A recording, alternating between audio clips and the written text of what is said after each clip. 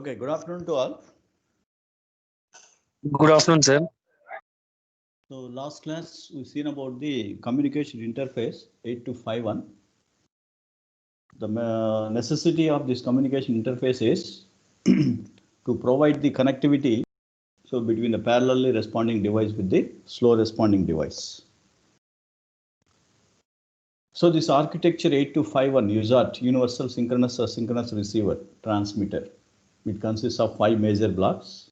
One is the data bus buffer, read and write control logic, and followed by the transmitter section and receiver section. And our last one is the modem control. So during the transmission of the data, that one is converted into parallel to serial. During the reception, it gets the serial data, that one is converted into parallel before connecting to the processor. These are the two major operations of the 8251. So apart from the read and write control logic, which is responsible to control the operation of the 8251. So this read and write control logic consists of 6 to 7 control signals. So the importance of those signals are CS bar, chip selection. Whenever it is low, 8251 is selected. Write bar signal, which is used to write the commands in the command instructions, command registers. Otherwise, to write the data on respective devices.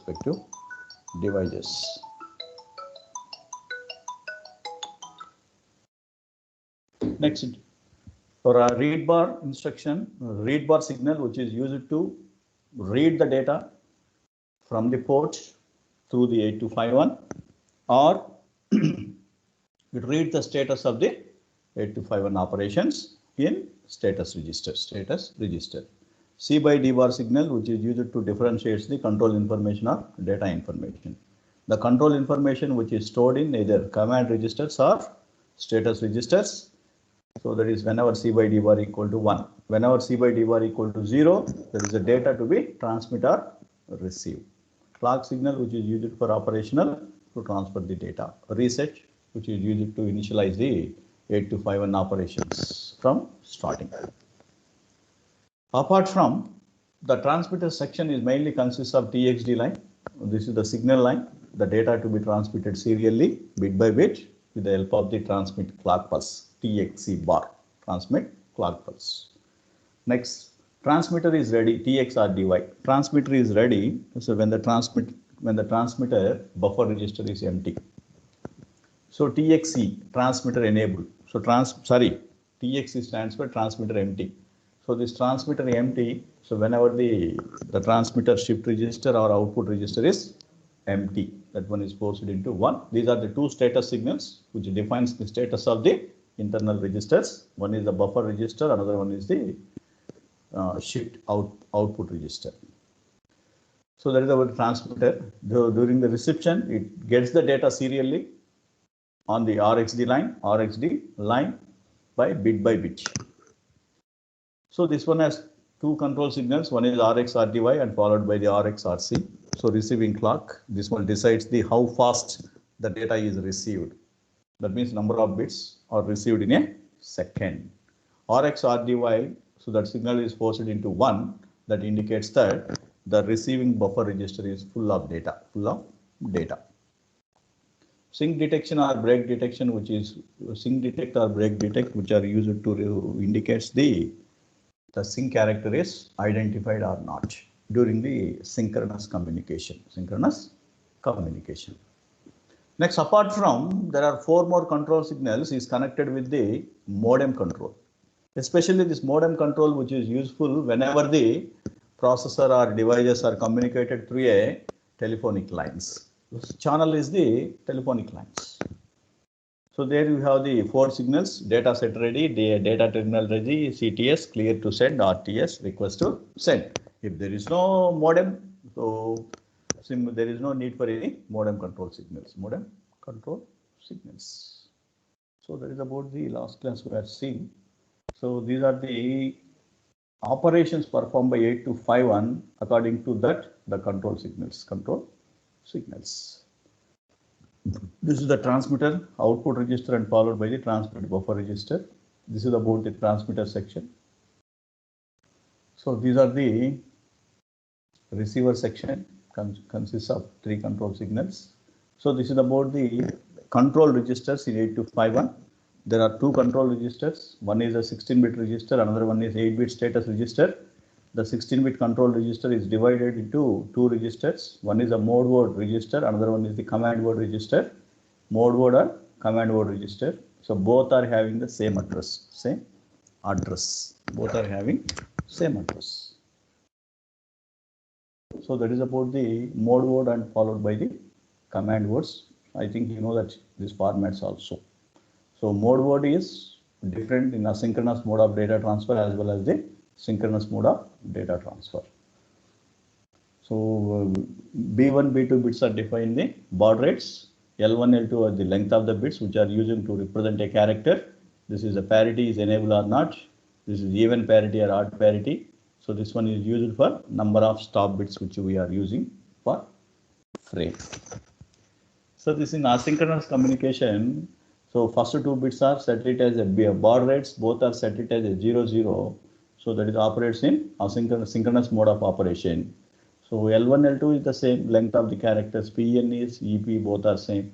But additionally 2 more is added is ESD. ESD stands for internal synchronization or external synchronization. Whenever this one is 1, external synchronization means external clock signal which is used to synchronize the transmitter and receiver. Otherwise you can go with the processor or 8251 have a common signal are tied together. So SCS which are used for how many sync characters we are using to add with the frame. Sometimes in a system it requires 2 characters. Some other system may utilize the single characters. So that character may be represented with minimum of 8 bits or maximum of the, even it is 128 bits also, depends upon the system. So this is about the command. So where it is transmitter is enabled or not.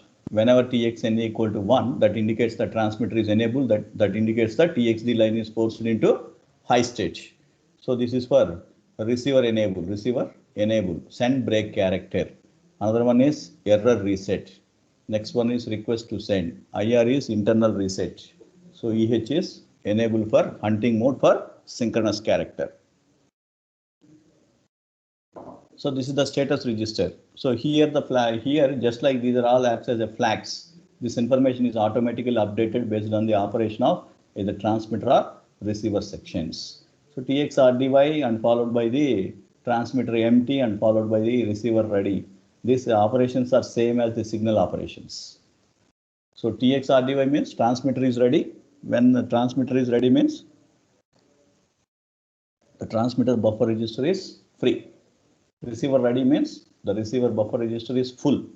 TX empty means the transmitter output register is free.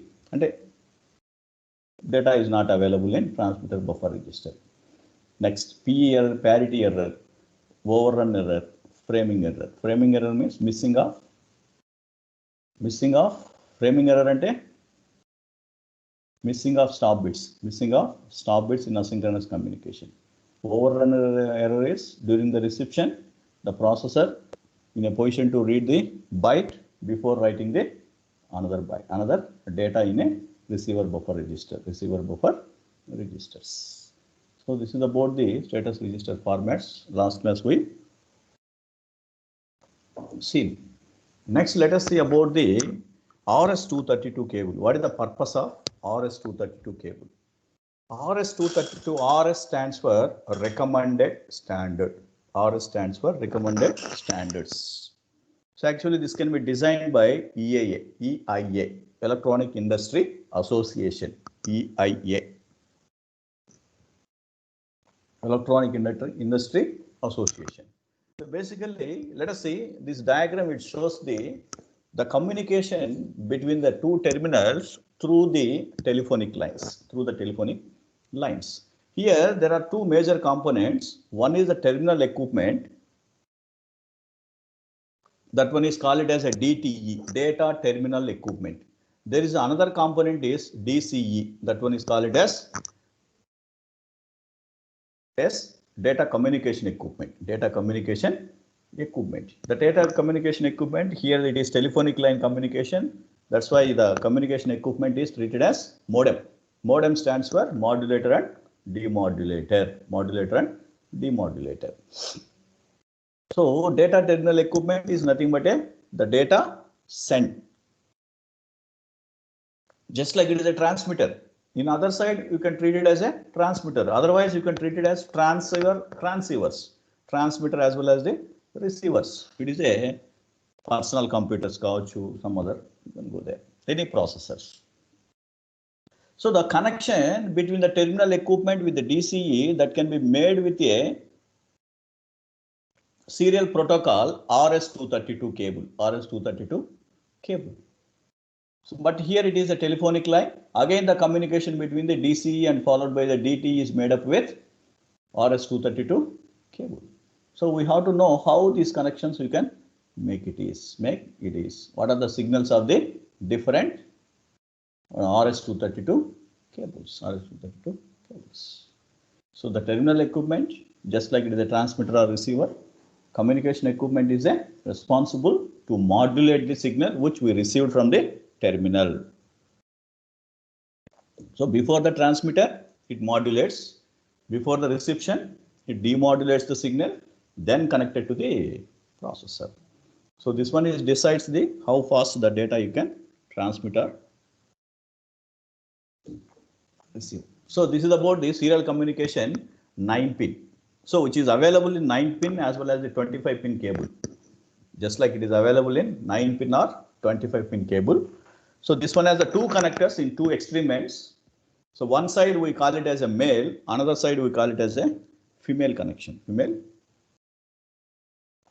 connection. That means, so this diagram will shows as the top one has 5 pins and the bottom has the 4 pins. This one is. In other end, maybe 4 pins are top, 5 in bottom. Ala untundandi cable anedi. I think you are done a embedded system lab. No. I think 4-1.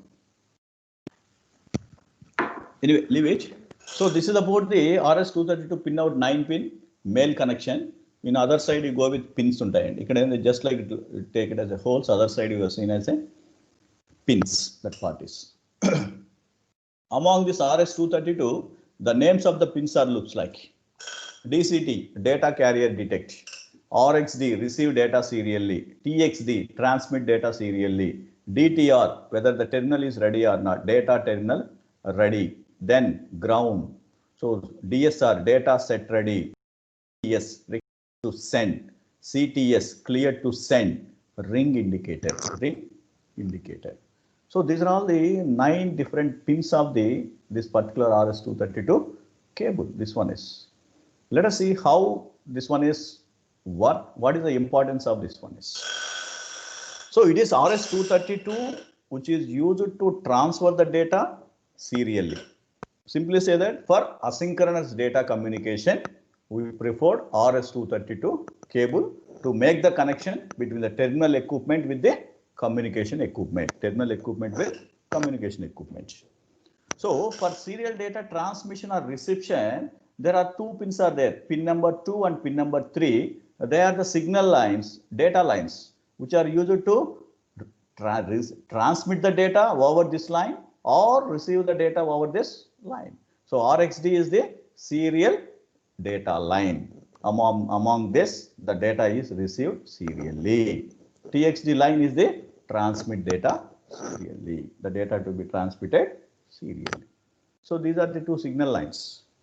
Apart from, so whenever the system is switched on, normal ga meer intlo modem connection, modems emaina unte, so that when it shows the blinking of that modem up to a few seconds, up to 1 minute or 2 minutes time, that one is blinking. So that shows that it to establish the connectivity between the terminal equipment with the communication equipment. So that connection is established between DT with the DCE by handshaking the different control signals. Among these control signals, the very first one is data terminal is ready or not.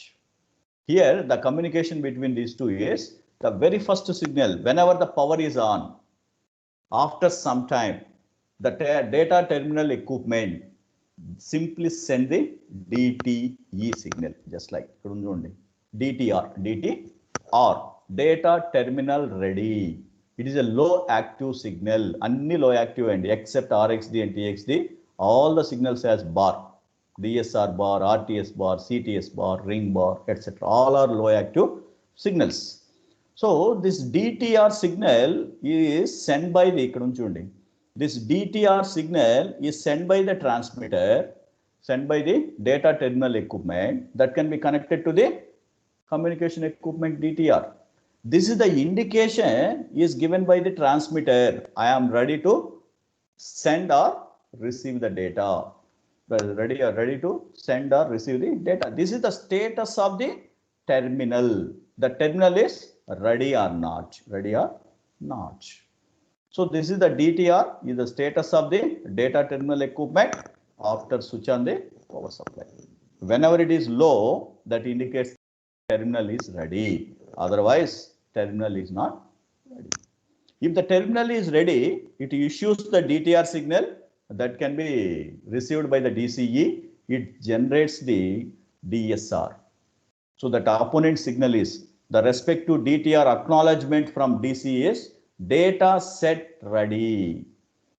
So this data set ready is an acknowledgement signal is sent by the data communication equipment after receiving DTR signal.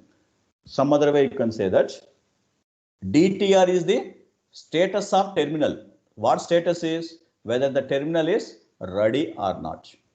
In the same way, DSR is the status of the communication equipment. Whether your communication device is ready or not. That can be sent by DSR, data set ready. If this one is ready, it send the DSR signal, data set ready. That can be received by this one is, then it send the request to send along with the carrier detection. It send the request to signal. So it send the request. And just very first two signals simply tell that the status of the terminal and followed by the status of the communication equipment, whether both are ready or not. After that, if both are ready to accept the data or transfer the data, then it's the requesting for sending the data and requesting for using the channel for transferring the data, just like. So such a request is made by the terminal equipment again to the communication equipment. If this communication equipment is ready to accept this request, it send the clearance, CTS, clear to send. So I can clear the channel so that you can transfer the data. Annataga it send one information. Such an information is clear to send. So request to send. This one is clearing. This one is communication equipment provides the clearance to the terminal equipment for sending the data by sending the carrier detect signal. So particularly carrier signal, which is used to identifying the particular devices. Each and every communication device has some particular carrier signals. So you don't do HSA automatically. After receiving the clear to send, this can be issued by the data communication equipment.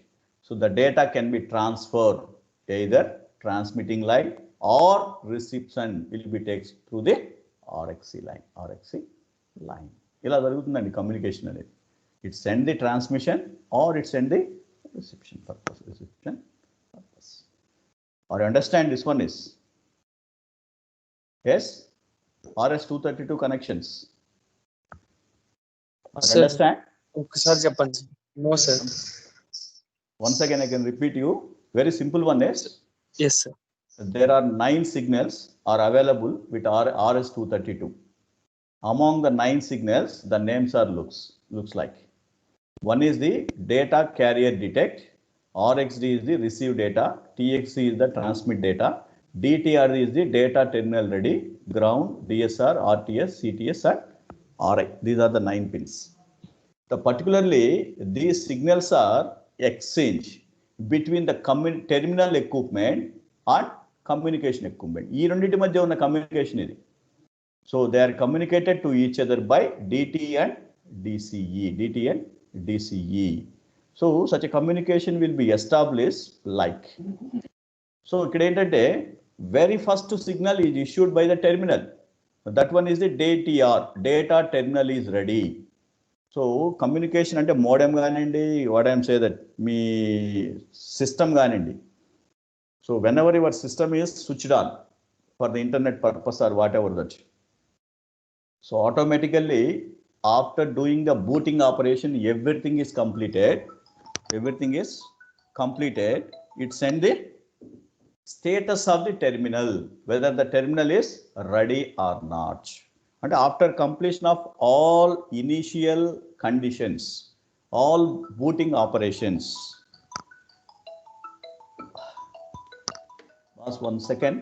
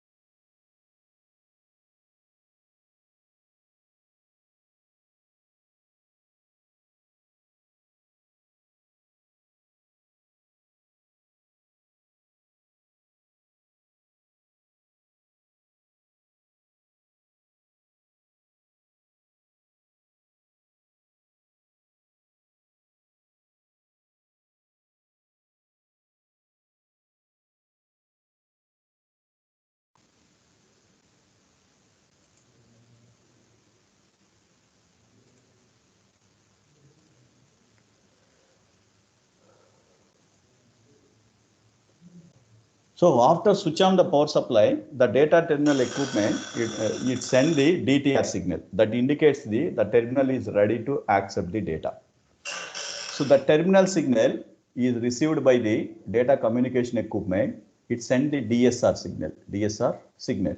So DSR is a low active signal that indicates the status of communication equipment. Whenever it is low, the data communication equipment is ready. So as per this example, the communication equipment is a modem. First ఏమో దీని status పంపిస్తున్నారు ఇక్కడికి, data terminal is ready అని ఇది పంపిస్తుంది. After receiving terminal ready, it sends the DSR. That stands for modem is also a ready to receiving the data. After receiving DSR signal, again the data terminal equipment, it transfer the request to send. So this is the request for transferring the data. This is the request for transferring the data serially from terminal equipment to the communication equipment. So that is about the request to send. If the communication equipment is ready to accept the data, it send the clear to send pulse. Clear to send. So this is the clearance is given by the communication equipment for transferring the data over the TXD line or RXD line for receiving the data. So that is about the clear to send. After that, the data is transferred through the TXD pulse. Okay, right now. Sir, DCD is a carrier detection bus. For each and every communication device has particular carrier signal. Modem కు ఒక respective carrier signal ఉంటుంది. ఇప్పుడు మనకి you simply say that how to differentiate Jio or Vodafone. The signal is respective to the జియోనా Vodafone అనేది ఎలా differentiate చేస్తున్నారు? That has some particular carrier signals. That one is. So such type of differentiations done by the carrier detect pulse, carrier detect signals. So compulsory oka carrier anedi lekapothe they are not properly synchronized. It is very difficult to identify that particular devices. Okay. So that is about the very simple story about RS-232. RS stands for Recommended Standards. This one is designed by the EIA, Electronic Industry Association, Electronic Industry Associations. So this is about the RS-232 pinout diagrams. Next, let us see about this is about 8251 communications. Next, let us see another one is from the microprocessor towards the device. There are three different methods which are used to transfer the data or to receive the data. So దీని ఏమంటారు data transfer methods అంటాం. There are three different approaches to transfer or receive the data from the processor or towards the device. The data transfer methods are basically, one is the programmed IO, second one is interrupt driven IO, and a third one is direct memory accessing. One is data transfer methods is, one is programmed IO, second one is interrupt driven IO, and third one is direct memory accessing. DMA control. Among these three, the first two are the program control. The second one, that's why the first two methods are called as software controlled data transfer methods. And the third one is the hardware controlled data transfer methods. And the instructions, in and out instructions, which are not used to transfer the data in a DMA. But the first two cases, you have to use in and out instructions to send or receive the data from the processor towards the device or device to the processor. So that is the main idea behind this data transfer methods. The first two are software control, second one is the direct memory accessing. Let us say in a programmed IO cases, so the way of connections is almost all same. Ilage untai direction ikkada kuda. So the way of connections is same. So here let us see how the data is read from the device. So just like I shown as a flow chart. In case of programmed IO data transfer scheme, the very first important point is, before sending the data towards the IO device, we have to test whether the device is ready or not. For every byte, we have to test whether the device is ready or not. If the device is ready, then we can send the byte. Otherwise, the processor need to wait until the device is ready. One and only statement you have to make. So that one I see that I explain in this flow charts. That one I can explain in this flow chart.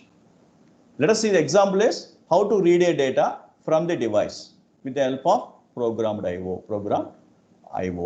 Let us see it. Initially, it send the microprocessor, it send the IO commands, IO modules. And IO commands and IO read bar and IO read bar signals, IO write bar, IO read bar signals. They are connected to each other.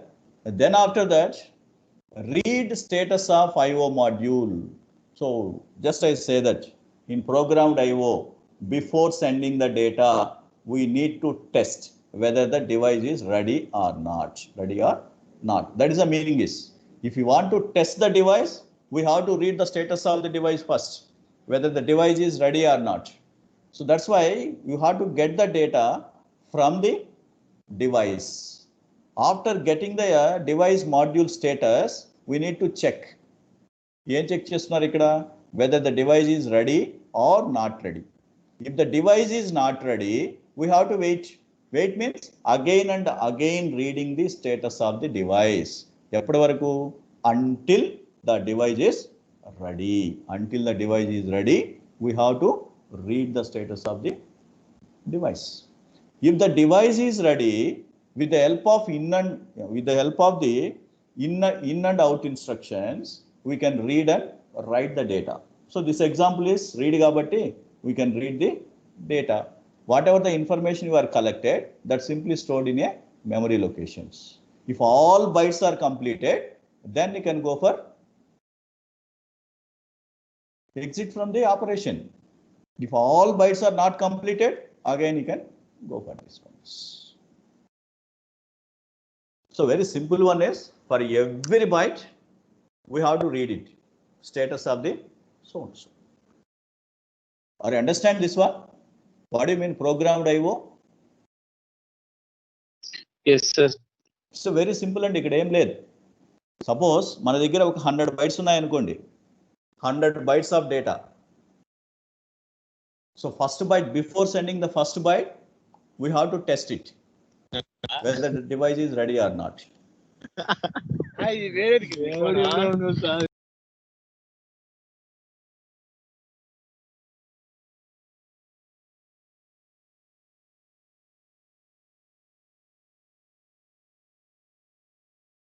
If the device is not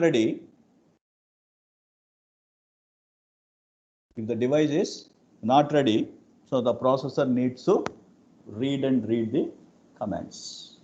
మీరు మాట్లాడుకుంటా ఉంటే నేను divert అయిపోతానండి 100%. నేను ఏం చేయలేను,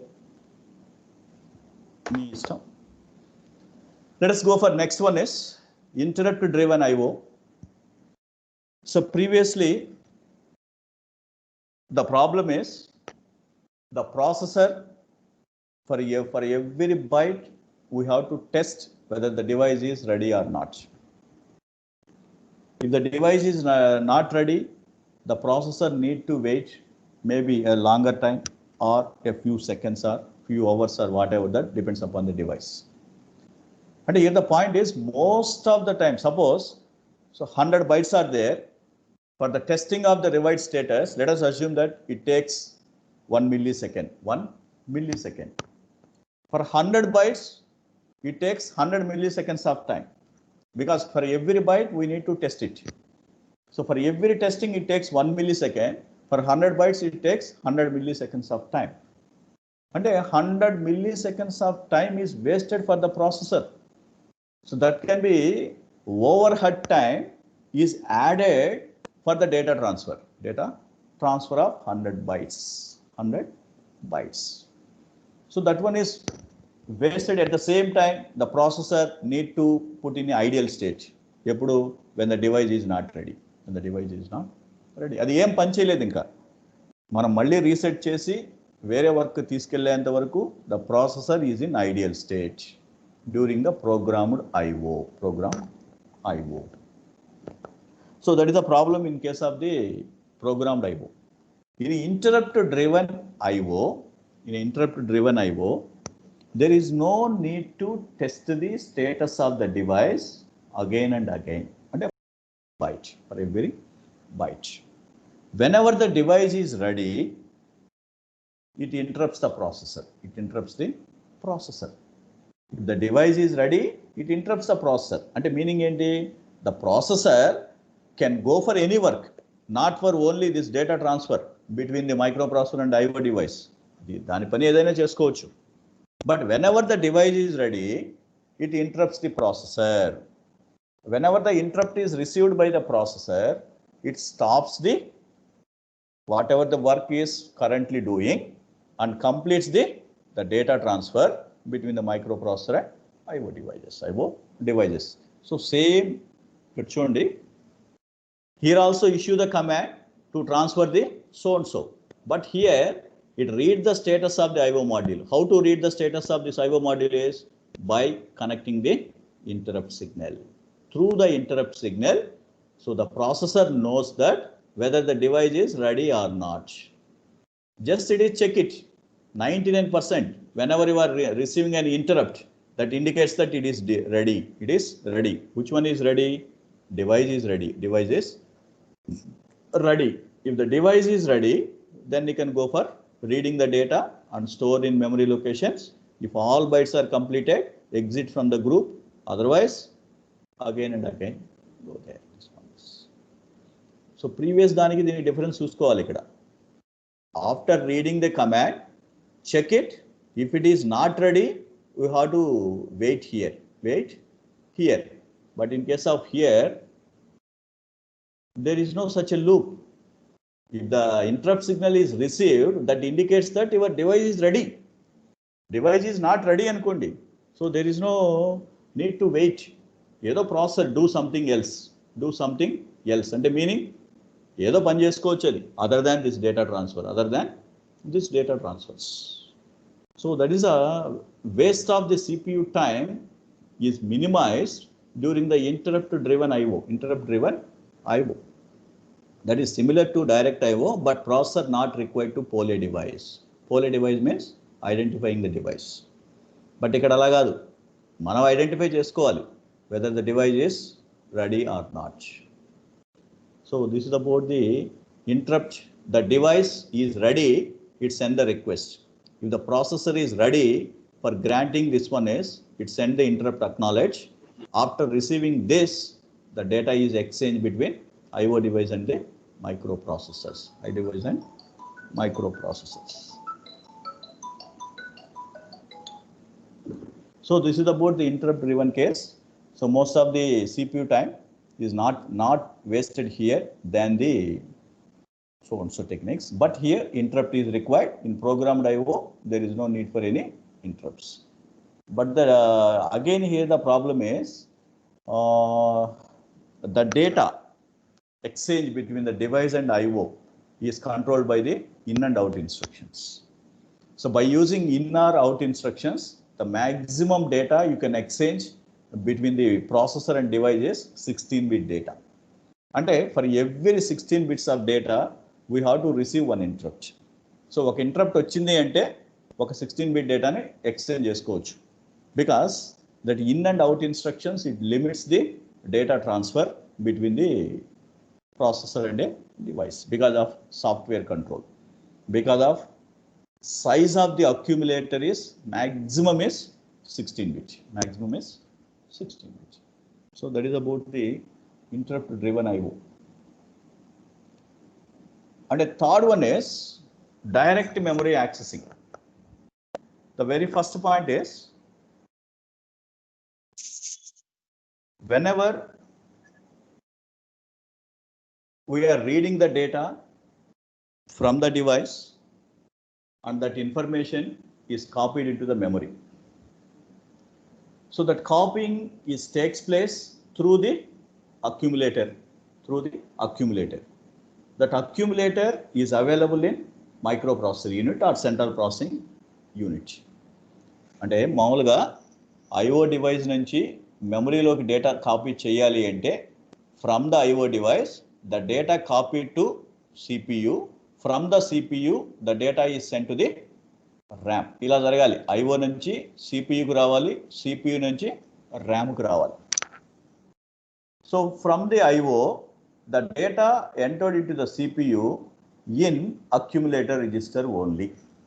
Where alternative లేదు. It stores in accumulator register. The maximum size of accumulator register is 16-bit. And at a time, from the IO device, 16-bit of data, either you can read, either you can transfer. Maximum of 16-bit. That 16-bit data is copied into the RAM. అదే ఇప్పుడు 16 megabytes of data ఉందనుకోండి. 16 megabytes of data. For 116 bits of data, it takes 1 millisecond time. Assume that 16 megabytes of data, how much time it takes? How much time it takes? 16 megabytes of data.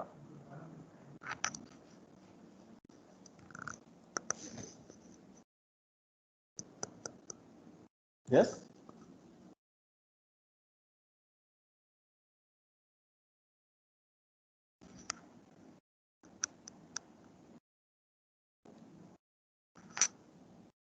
seconds. So approximately 1000 seconds. Okay.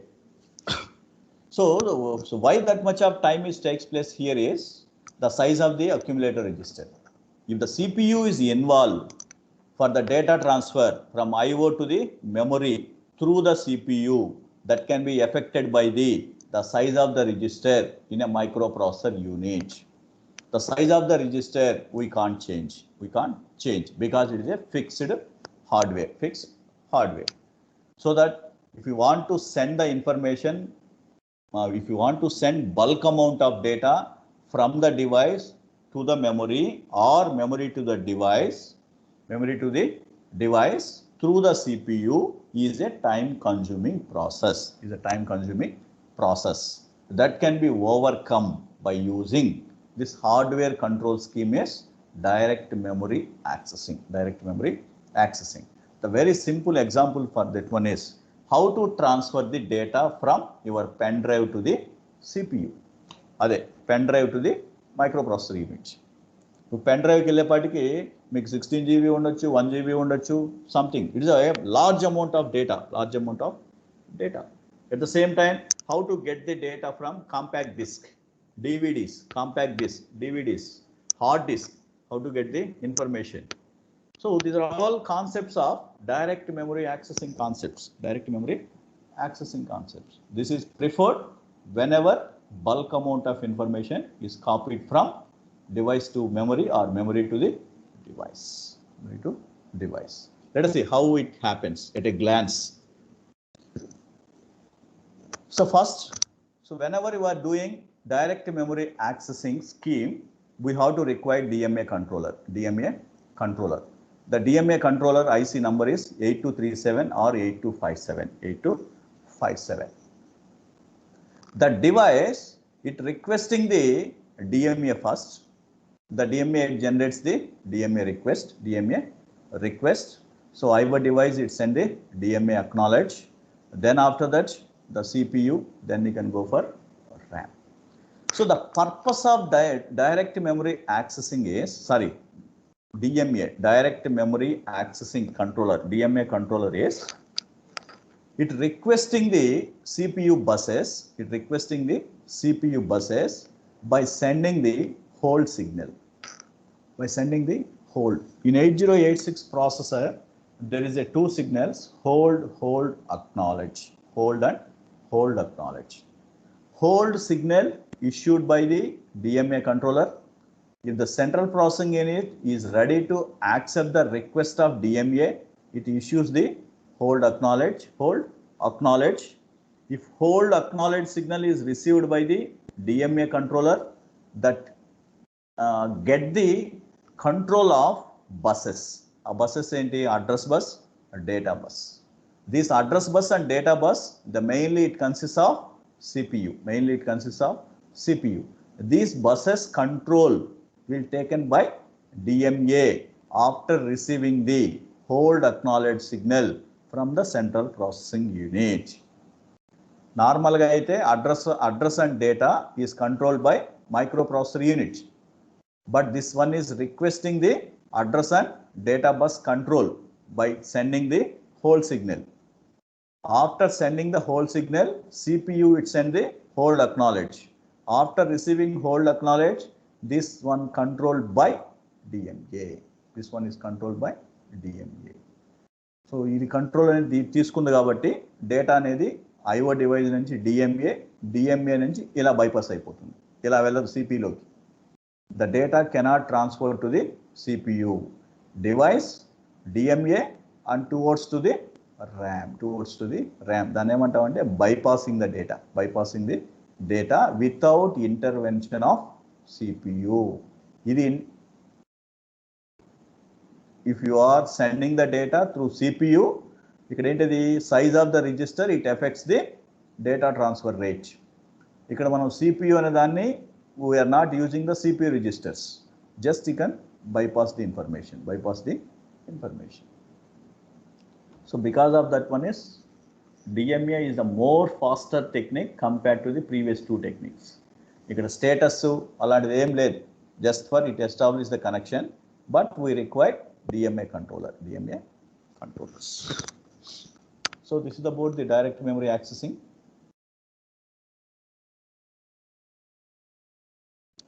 So these are the three different techniques which we prefer to exchange the data between the processor and IO device. So at a glance I can explain. In programmed IO, for every byte the processor need to test the status of the device. If the device is ready, we have a processor send the data byte by byte. Next, in interrupt driven IO, the processor no need to test the status of the device. If the device is ready, it interrupts the processor, then it exchanges the data between the processor and device. In DMA controller, it's a hardware control. So whenever the hold signal is issued by the device, if the processor is ready, it issues the hold acknowledge signal. Then DMA controller, it takes the control of address and data buses. The data can bypass from device to the RAM.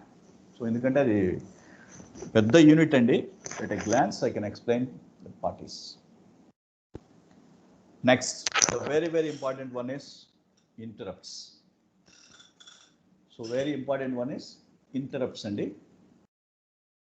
Let us see what is meant by an interrupt.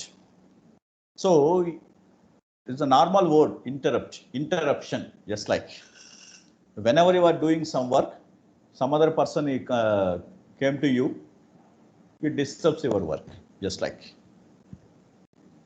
So otherwise, whenever you are, so just like on the examples, so an interrupt is a simple signal. That signal is maybe a hardware signal, maybe a software signal, maybe a hardware signal or software signal. It interrupts the processor operation. An interrupt is a signal, maybe hardware or software signal. It interrupts the processor operation. So that is a simple interrupt is. An interrupt is a hardware or a software signal which interrupts the processor operation. So the interrupts are broadly classified into two. One is hardware interrupts, software interrupts. So our statement on the interrupt is a hardware signal or a software signal. Hardware signal means, so in 8086 processor, there is a INTR signal, interrupt request. So that interrupt request which is connected to the device, and that device interrupting the processor through INTR line, and a hardware circuits, it initiates the interrupts. The source and the hardware circuits. The hardware circuits, it initiates the interrupt. That interrupt is received by the processor. It interrupts the operation. Operations. Such interrupts we call it as hardware interrupts. The hardware interrupts are issued by the devices, external devices. Software interrupts. The software interrupts are initialized by the execution of instructions. In a laboratory, the last instruction of a program is INT3 and rasam. int 3, where INT is the interrupt. So what type of interrupt that one is? Third, 3 enter. The interrupt 3, type 3 enter. That interrupt is a keyboard breakpoint interrupt under. Breakpoint interrupt. We are providing the breakpoint. That breakpoint is required for the execution of the program. So that is the meaning for software interrupt. Software interrupt is generated. Software interrupts are generated when instructions are executed. The particularly INT instruction in 8086 processor. So these hardware interrupts are, again it is two types, maskable interrupts and non-maskable interrupts. Maskable interrupts is under the control of instructions. And we can enable or we can disable with the help of the instructions. But non-maskable interrupts are not under control. They are with the help of instructions. Non-maskable interrupts are not disable. With the help of the instructions, the maskable interrupts are either you can enable or disable. So that is about the interrupts. There are two types, hardware and software. hardware interrupts are initialized by the hardware circuit. Software interrupts are initialized by the execution of the instructions like INT. There are two types. Maskable interrupts are enable or disable with the help of the instructions. Non-maskable interrupts are not disabled by the instructions. Not disabled by instructions. Among this maskable and non-maskable, maskable interrupts has the lowest priority than the non-maskable interrupts. Non-maskable interrupts has the highest priority. Even in 8086 processor, we have two sources. One is NMI, another one is INTR. NMI stands for non-maskable interrupts. INTR is the interrupt request. Both are hardware interrupts. Both are hardware interrupts. But NMI is the highest priority than the INTR, interrupt request priorities.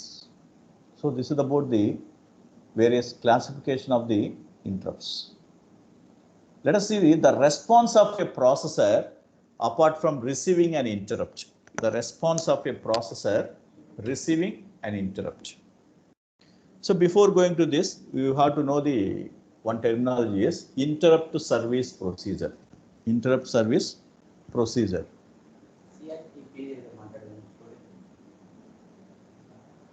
ఏమంటా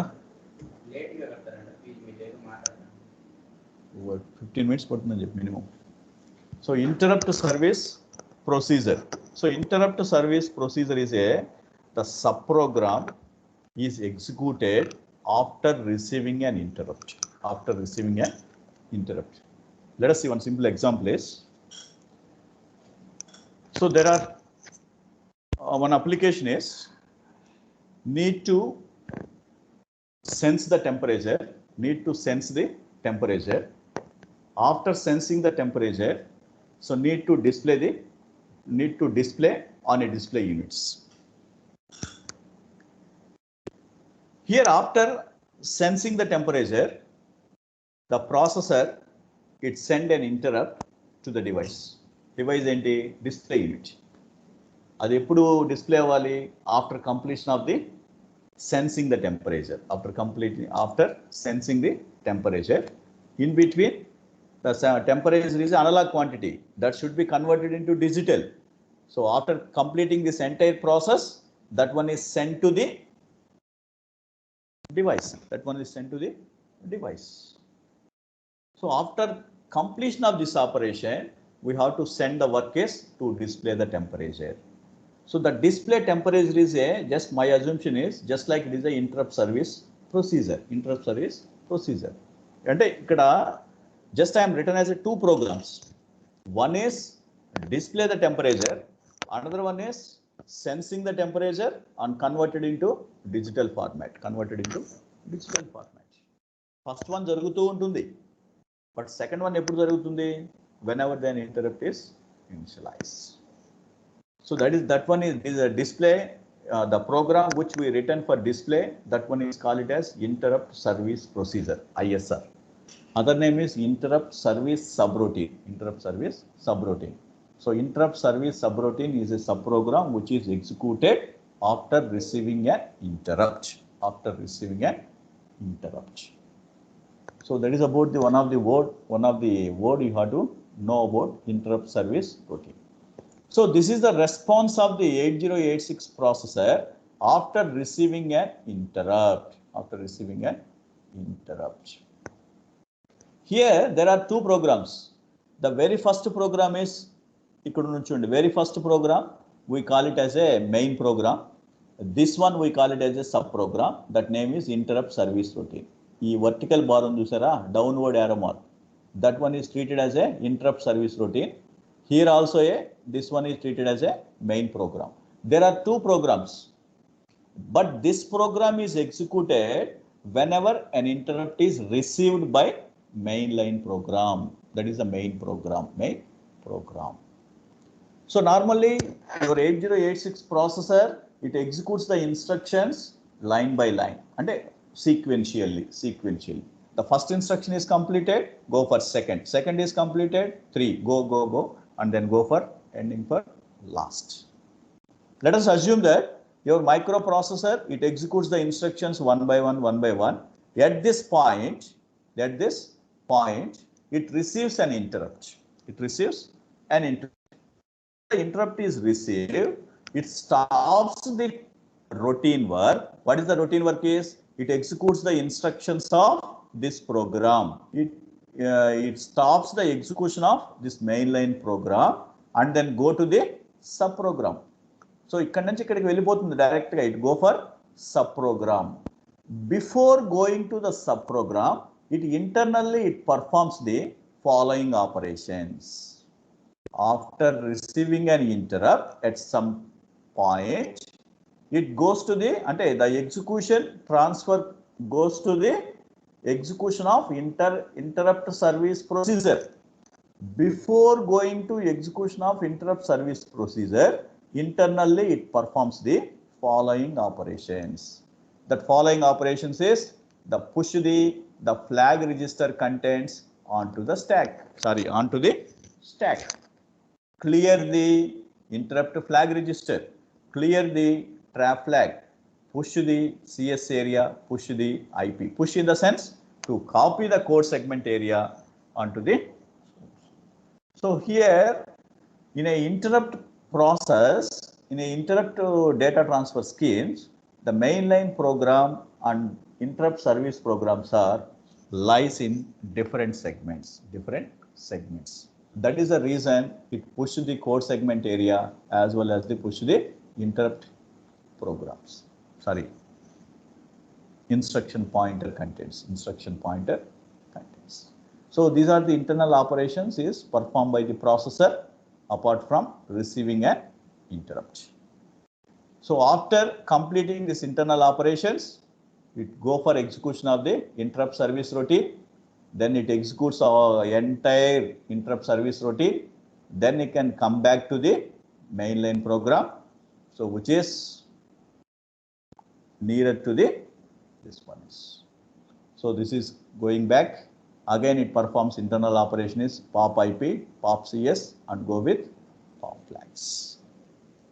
So this is about this very simple interrupt response in 8086 processor. Whenever it is an interrupt is received, it pushes the flags, clear so and so, and execute the interrupt service routine and go back to the. So next class I will show you one example for this one is. అంటే ఇది theoretical గా మాత్రమే. Practically we have to go with what is the address of this one is, how the processor knows return back to this address only. ఇది 2000 ఉందనుకోండి, ఇది 2002. ఈ 2002 అనేది దానికి ఎలా తెలుస్తుంది? Return to 2002 only, because this is in one segment, this is in another segment. So we have to direct the processor. So the next instruction which is available at 2002.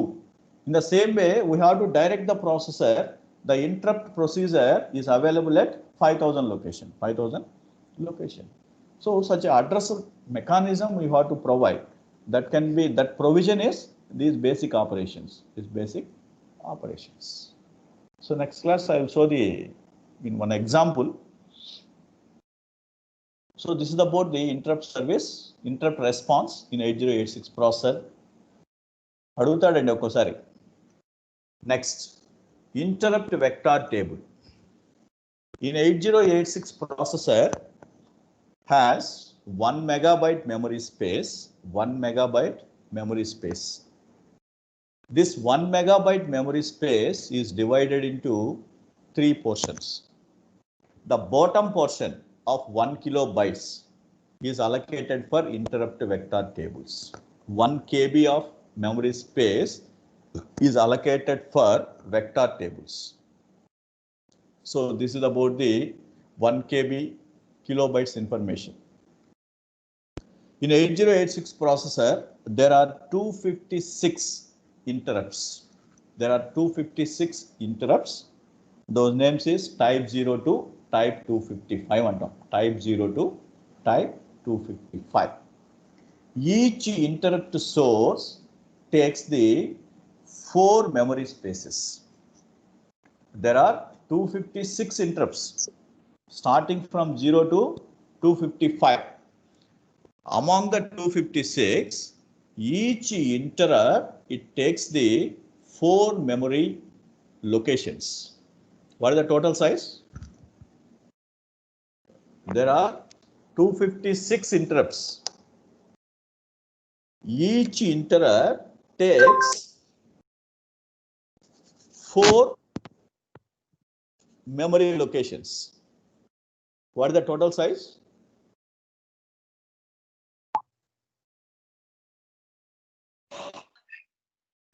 1024. 1024. So that is about the 1 KB. 1 KB.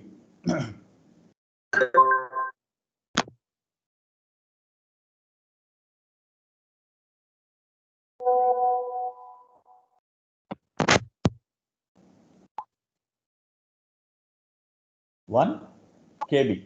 So this is the 1 KB memory locations. So that the address starts with 000. So end with 3FF. 3FF. So this is about the 1 KB. So here, this among the 1 KB memory location has totally 256 interrupts, 256 type 0 to type 255. Among that, there are 6 dedicated interrupts. There are 6 dedicated interrupts. So one is the type 0 interrupt. That one is called as a divide error. Type 1 is called as a single step interrupt.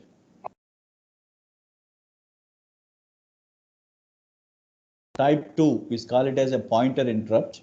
Type 3 is called as a 1 byte INT instruction.